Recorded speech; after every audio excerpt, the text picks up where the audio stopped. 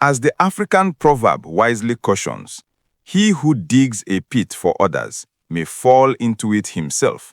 A stark reminder that schemes born in secrecy often ensnare their architects in unforeseen ways. This timeless wisdom finds fresh resonance in Nigeria's political arena, where Nollywood filmmaker Stanley Amandi has been detained since September 2025 over allegations of involvement in a plot to orchestrate a coup against President Bola Tinubu. The arrest, part of a broader crackdown by security agencies, has thrust the entertainment figure into a high-stakes national security drama, raising questions about the boundaries between creative expression, political activism, and outright subversion in a nation with a turbulent history of power struggles. The events leading to Amandi's detention began unfolding in September 2025, when the Defense Intelligence Agency conducted a series of arrests in Abuja, targeting individuals suspected of conspiring to overthrow the federal government. Amandi, known for his roles as an actor, director, and producer in Nollywood, as well as his past position as chairman of the Enugu State chapter of the Actors Guild of Nigeria, was allegedly recruited to act as a propagandist for the plotters. According to security sources, the scheme involved plans to assassinate key figures, including President Tinubu, Vice President Kashim Shettima, Senate President Godswill Akpabio, and Speaker of the House of Representatives Tajuddin Abbas, with the ultimate goal of dismantling Nigeria's democratic system. Amandi's involvement reportedly stemmed from his public profile and media savvy, positioning him to disseminate messages that could rally support or sow discord during the upheaval. His last public activity on social media was a post on Instagram dated September 19, 2025, just before his apprehension.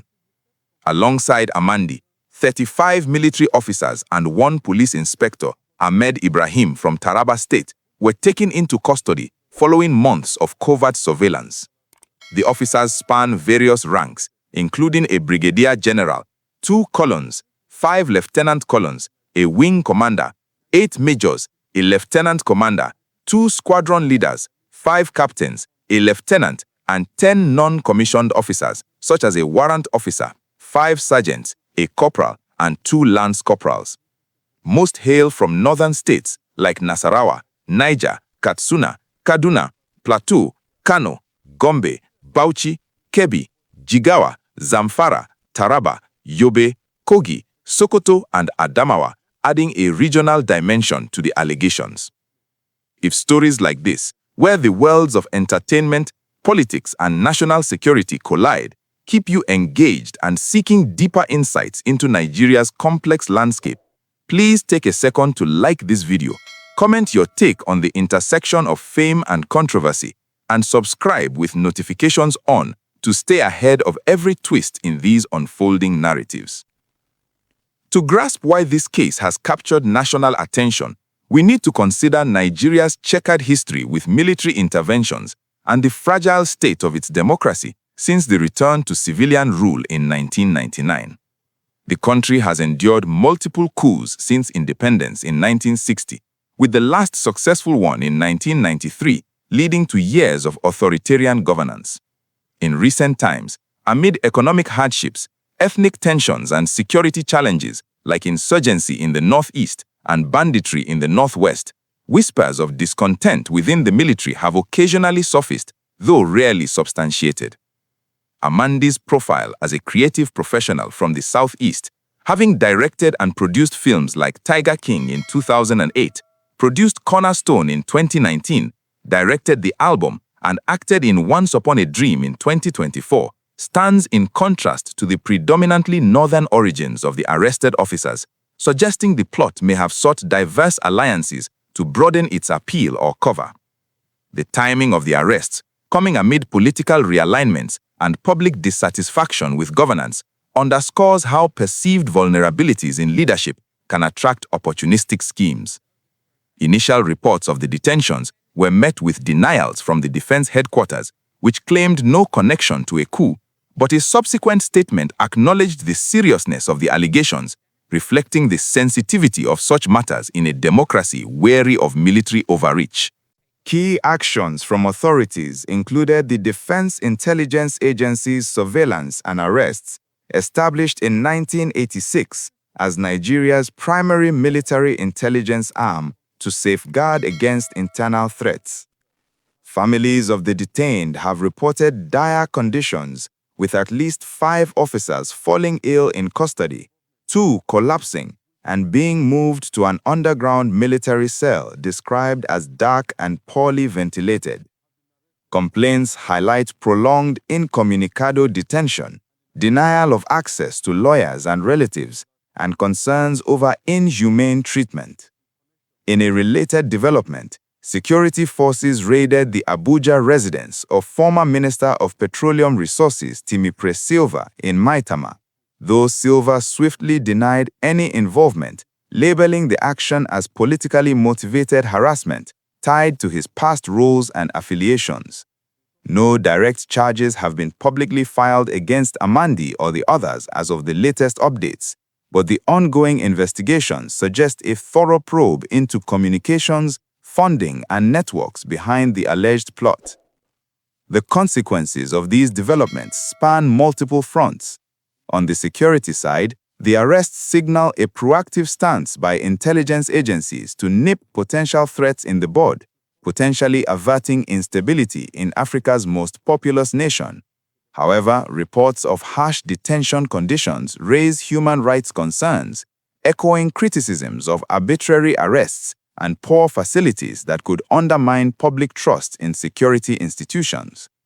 Politically, the regional skew of the arrested officers, mostly from the north, might fuel narratives of ethnic bias or targeted purges, exacerbating divisions in a country where power balances between regions are delicately maintained. Socially and economically, Amandi's detention as a cultural figure could ripple through Nollywood, an industry vital to Nigeria's soft power and economy, generating over $1 billion annually and employing millions. Any perception of stifled free speech might chill creative expression. For the broader public, it highlights the perils of associating with fringe elements, even peripherally, in a climate of heightened vigilance. While specific public reactions remain limited in scope, families of the detained have voiced outrage over the treatment, demanding access and fair process. Some observers see the arrests as a necessary defense of democracy, praising the intelligence work that uncovered the plot. Opposing views, particularly from political opponents or rights groups, question the validity of the allegations, suggesting they might serve as a pretext for settling scores or distracting from governance issues like inflation and insecurity. Sylva's denial adds to this, framing the raid as election-related vendetta rather than genuine security action. Looking ahead, the investigations are likely to intensify, potentially leading to formal charges, trials, or releases if evidence proves insufficient.